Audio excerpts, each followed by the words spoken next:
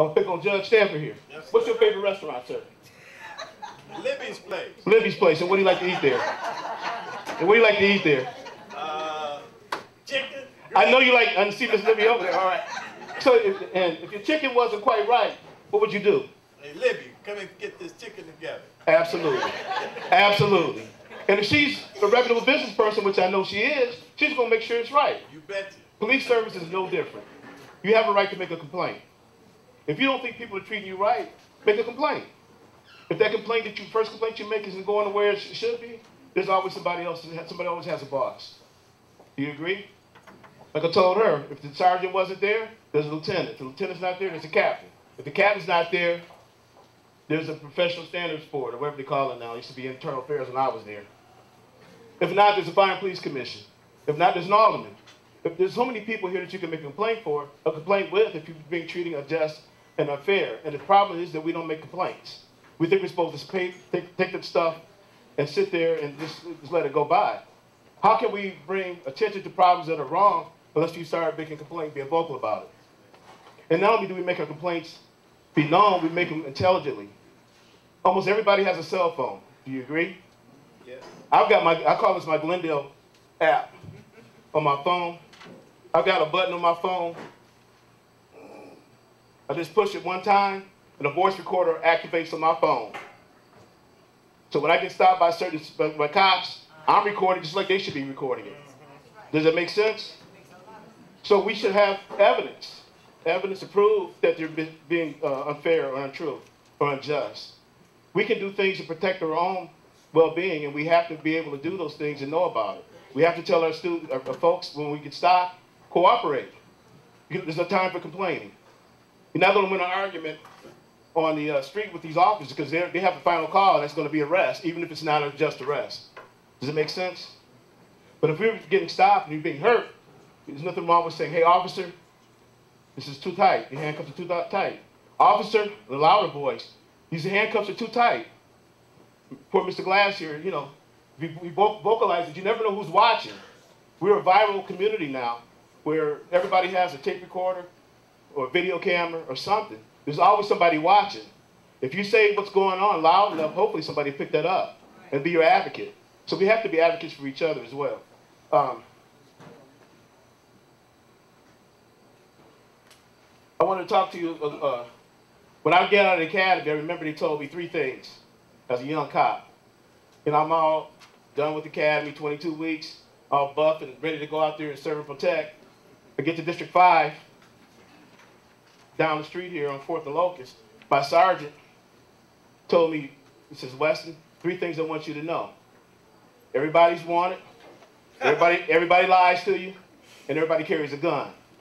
And that's kind of the attitude people still have these days, some of these police officers, that everybody's wanted, everybody lies to, and everybody carries a gun. You forget that 90% of the people out here are decent, law-abiding people. 90% of the people out here aren't carrying guns unless you have a permit to carry one, right? Or you're doing it legally. And a lot of these people out here are hardworking folks, you know, that need to be represented the correct way.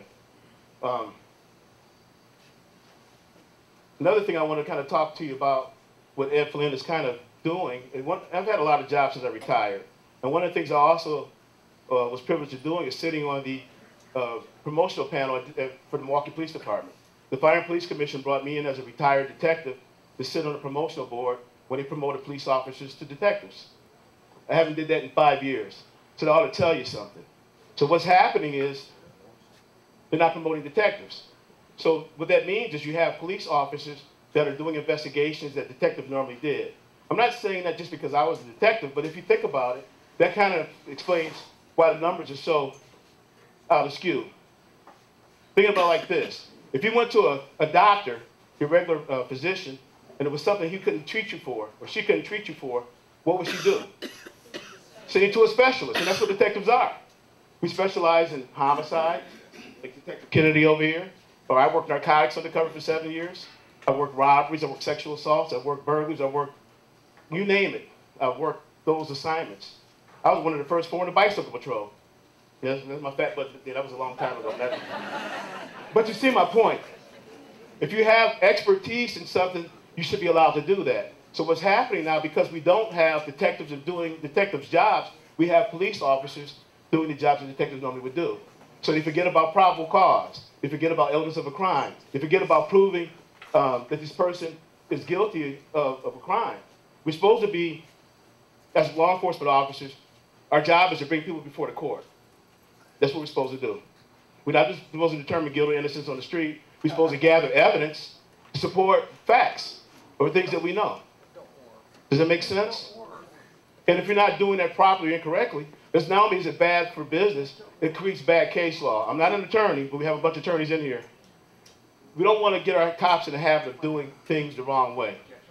We need to catch them at the training stage. We need to be vocal. We need to be present in the community, and we need to tell them what's going on. How can we improve police conduct if we don't report bad conduct? I was the first one, when I was a cop, I worked all kinds of units. And I was the first one to tell you, here's my name, here's my badge number, here's my supervisor. I can explain why I did what I did. If I'm doing things the right way, I'm doing things the just way, I have no problem giving you my name. I can explain what I did. I like to tell stories. Here's a story. Real quick. I grew up on 9th and Burleigh. My father and my uncle were part of this church. I was baptized at St. Matthew's. I was working in Squad 53 back in the old days, and that was the area around this church. And 53 was always the squad that was a two-person squad. I worked it on the second shift, and I worked it on the third shift. One day I was a little late getting to District 5 because I was in court all day. And I called my dispatcher up and said, hey, I'm going out by myself. And the first thing the dispatcher said, 5-3, you sure you want to go out by yourself? I said, 10-4, these are my people. I didn't tell them that, but this is what I'm thinking. I grew up here. I'm not afraid of anybody over here, right? If you treat people the way you want to be treated, you shouldn't have a problem doing your job. So I get out in the car. 5-3-10-8 means I'm ready for my first call, ready for service. He says, 5-3, take the man with a gun. Man with a gun. 5-3, be advised on one person. He says, 5-3, I'm looking for help. Okay. So you do what you got to do, right? So 5-3 have a description. He gives me a description. You know, it was an African-American male, forgot the height and weight. He gives me a perfect description. 5-3, I'm on the scene. Be advised, I see somebody match the description. He's got his back towards me. Can I get that help? 5-3, I'm still looking. I said, geez, I should have stayed in the station. But anyway, I'm doing my job. Doing my job. So I'm creeping behind the guy. My service revolver gun is on my right hip. I've got the steering wheel in my left hand. I've got the radio in my right hand. And I'm broadcasting. 5-3, can I get that help? 5-3, I'm looking. Just as I get behind the guy, he turns around. And he's reaching in his waistband. So it's during the summer. It's like June or July, 5 o'clock, 6 o'clock in the evening. People are outside barbecuing, washing their cars, kids are playing. It's not like TV where you can take a gun and shoot around the corner at this guy. You can't do that. I can't shoot like that. It'd be reckless, wouldn't it? And I don't want him shooting at me. He saw me. And he trained. As soon as they have sight acquisition, you can be an easy target.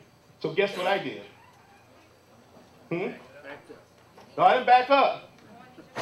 I gave him a little love tap with my squad. I hit him. I didn't hit him and run over him and put it in reverse and, run over him again. I just gave him a little tap with the squad car to let him know I was there. I couldn't have him shoot and hit one of these kids. I definitely couldn't shoot. So I called up to the dispatcher, 5-3, suspect in custody. He's laughing and everybody else laughing because they know me. I said, be advised, send a squad for an investigation of an accident and a supervisor.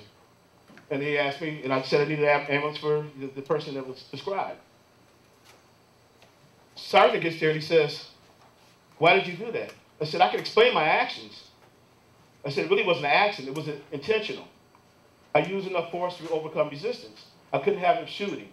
A lot of times cops do the right thing, but can't articulate why they do it. But, I just gave him just enough tap, to do that. And now they just one of the training things that they use. A little love tap, that's all it was. The guy was so shocked that I hit him. The first thing he hit him with the car, I said, you're right. It's better than shooting you. He said, I understand, officer. I understand. I I explained it to him why I did it. He says, yeah, I understand.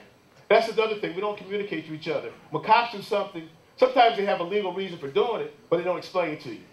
And they don't think they're supposed to explain it to you. But they forget. Just like when you have a complaint over at run out of time? I'm sorry. Just like when you have a complaint with your food, right?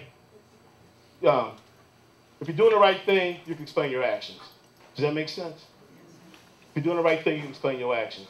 But it only takes a few seconds to say, hey, this is why I did that. This is why I stopped you. You match the description. Here's the description in my memo book. You know, this is why I pulled you over. But if you don't have probable cause, they don't have probable cause. All right, I'm getting a note down to shut up here. Thank you for your time. Thank you, Thank you, All right. Okay, we're pressing ahead. We're going to have Dr. Patrick Kennedy come before us. By the way, Libby's place is my wife.